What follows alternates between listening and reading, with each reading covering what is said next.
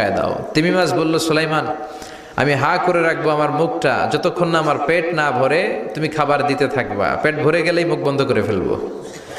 সেদিন সুলাইমানের কথা অনুযায়ী জিনের বাদশা একটা আস্ত গরু ফ্রাই করা তিমি মাছের পেটের ভিতরে ঢুকাই দিছে, কিন্তু তিমি মাছ হা করে আছে। সেদিন সুলাইমান বললেন কয়েকটা খাসি মেরে দাও, কয়েকটা খাসি দিয়ে দিল, তারপরও হা করে আছে। বড় বড় ডেক থেকে পোলাও দাও, খিচুড়ি দাও, বিরিয়ানি দাও, আরো কয়েকটা গরু দাও, হা করে আছে। আরো কয়েকশো গরু দাও, হা করে আছে। আরো কয়েক হাজার গরু দাও, হা করে আছে। সুবহানাল্লাহ কইবেন না? দিতে দিতে 1 কিলোমিটারের খাবার নাই, 2 কিলোমিটারের খাবার শেষ, 10 কিলোমিটারের খাবার শেষ, 20 কিলোমিটার শেষ, 30 কিলোমিটার শেষ, 40 কিলোমিটারের খাবার শেষ। এখনো তিমি মাছের মুখটা হা করা আছে না নাই?